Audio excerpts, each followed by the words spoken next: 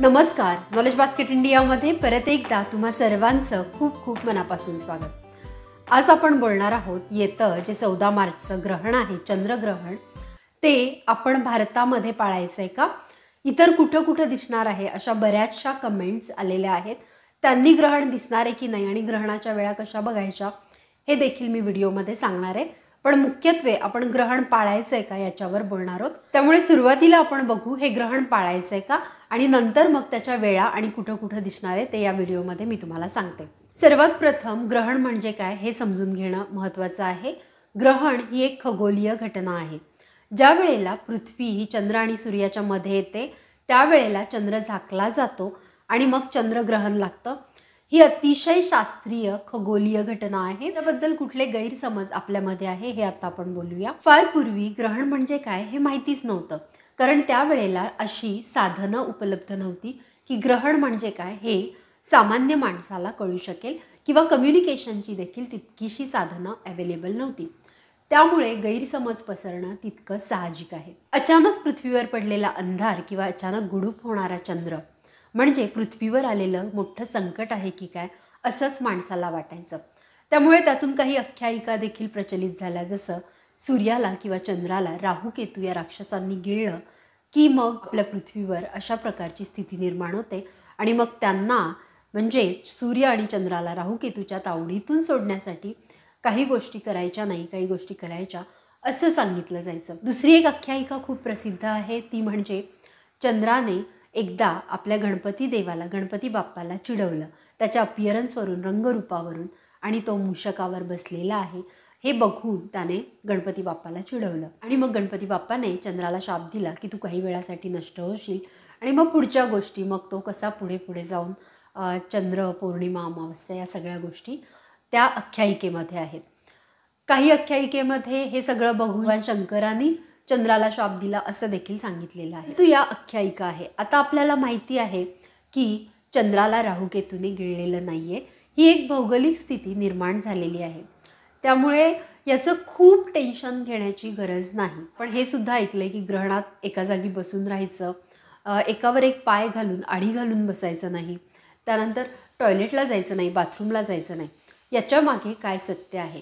पूर्वी लाईट्स नसायच्या आणि सूर्यग्रहणाच्या वेळी अचानक आलेल्या अंधारामुळे अंधार पडायचा आणि बाथरूम्सची व्यवस्था ही पूर्वी घरामध्ये नसायची तर ती बाहेर असायची। त्यामुळे गर्भवती किंवा वृद्ध लोक पडू नये, कुठला धक्का लागून पडू नये यासाठीच असं सांगितलं जायचं की बाहेर जाऊ नका, बाथरूमला जाऊ नका, अंधार संपल्यानंतर तुम्ही बाथरूमला जा। त्याचप्रमाणे असंही सांगितलं जातं की ग्रहण काळात चाकू, सुरी याचा उपयोग करू नये, कुठलीही गोष्ट कापू नये। काही काही जणी तर अशाही म्हणतात की त्याने बाळाचा ओठ फाटेल वगैरे वगैरे। तर याच्या मागे काय तथ्य आहे? याच्या मागे देखील सिंपल तथ्य आहे। ग्रहण काळात तुम्ही सुईदोरा ओवला तर तुमच्या हाताला टोचू शकतं, न दिसल्यामुळे असा पूर्वी संभ्रम असायचा, कारण अंधारात दिसणार नाही।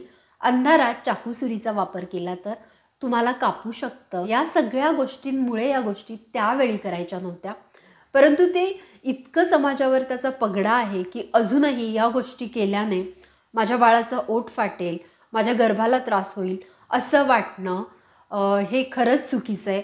त्यामुळे गर्भातल्या बाळाला काहीही सायंटिफिकली, शास्त्रीयदृष्ट्या काहीही त्याच्यावर परिणाम होत नाही। काही लोक असं म्हणतात ग्रहणाच्या काळात अंघोळ करणं आरोग्यासाठी हानिकारक आहे, त्याचाही वैज्ञानिक पुरावा आपल्याकडे नाही। अजून एक गोष्ट सांगितली जाते ती म्हणजे ग्रहणाच्या वेळी अतिनील वैश्विक किरणांचा अन्नावर परिणाम होतो, म्हणून हे अन्न खाऊ नये किंवा ग्रहणाच्या काळातलं पाणी पिऊ नये।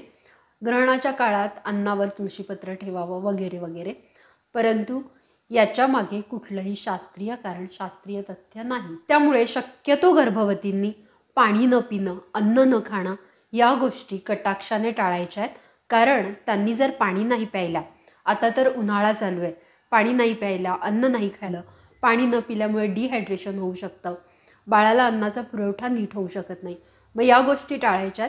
त्यांनी व्यवस्थित अन्न, पाणी या गोष्टी सेवन करायच्या आहेत। आध्यात्मिक दृष्टिकोनातून जर पाहिलं, ज्या वेळेला ग्रहांची अशी विशिष्ट स्थिती असते त्यावेळेला केलेला जप, मंत्र, अनुष्ठान याचं फळ जास्त असतं असं म्हटलं जातं।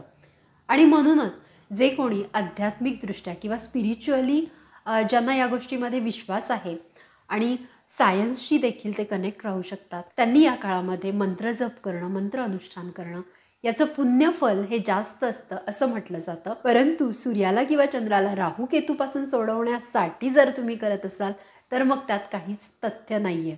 आणि मैत्रिणींनो, ग्रहणामध्ये घाबरायची तर बिलकुल आवश्यकता नाहीये. अजून एक याचा जर अँगल तुम्ही बघितला ना, गर्भवती थोड्याशा इमोशनली सेन्सिटिव्ह झालेल्या असतात आणि म्हणूनच काही प्रमाणात जर आपण ते पाळलं, म्हणजे काय, जर आपण मंत्रानुष्ठान केले, पाठपठन केले तर चालणार आहे ना. यात बिघडतंय कुठं?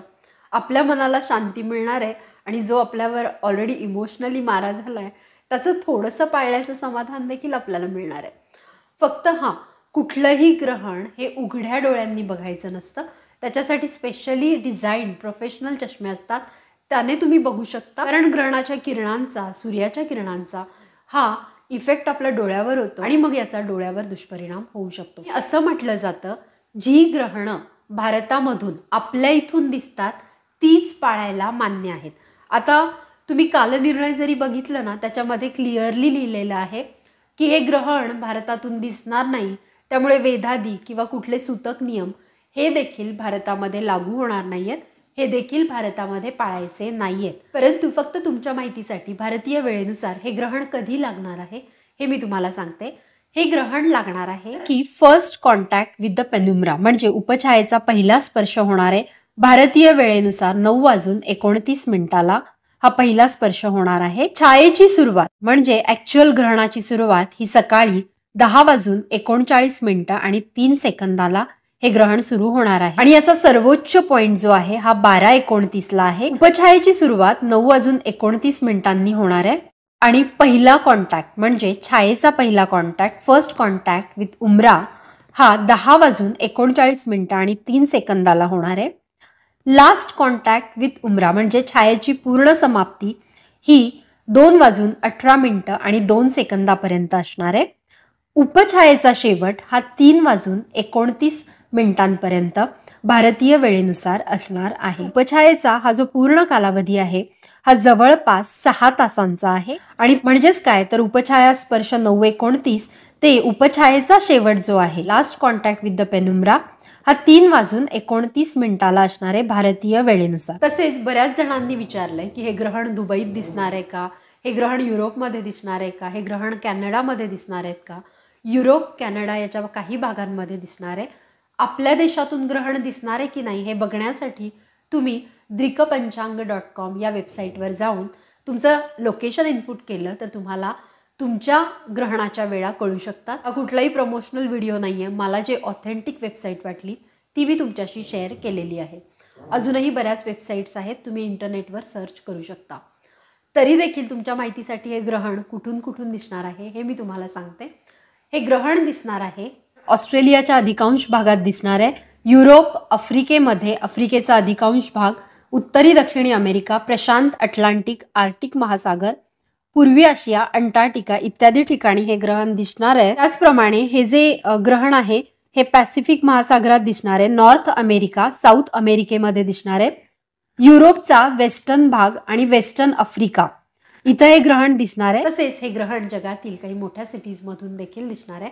त्या सिटीजची नावं अशी आहेत: डब्लिन, लिस्बन, होनोलुलू, न्यूयॉर्कमध्ये दिसणार आहे, Los Angeles, Toronto, Chicago, Mexico, Brasilia, Santiago, Washington DC, Auckland, San Francisco, Suva, Lima, Havana या वेल नोन सिटीजमध्ये हे ग्रहण दिसणार आहे. आशा करते तुमच्या मनातील सर्व संभ्रम दूर झाले असतील. ग्रहण ही एक सायंटिफिक शास्त्रीय घटना आहे, खगोलीय घटना आहे आणि ती पाळणं न पाळणं, कितपत पाळणं हा प्रत्येकाचा वैयक्तिक प्रश्न आहे, वैयक्तिक बाब आहे. त्यामुळे आपल्या धारणेप्रमाणे आपण हे ग्रहण आपल्याला शक्य आहे तितकं पाळावं आणि अगदी नाही पाळलं तर त्याचा विपरीत परिणाम होणार नाही आहे. त्यामुळे मनात काही असं असेल तर ते पूर्णपणे काढून टाका. या संदर्भात अजूनही काही प्रश्न तुमच्या मनात असतील तर नक्की लिहा, मी त्यांची उत्तरं देण्याचा मनापासून प्रयत्न करेन. व्हिडिओ आवडला असेल तर जास्तीत जास्त मित्रमैत्रिणींबरोबर हा व्हिडिओ शेअर करा आणि अशा छान छान नवनवीन माहितीपूर्ण व्हिडिओसाठी नॉलेज बास्केट इंडियाला सबस्क्राईब करा. थँक्यू.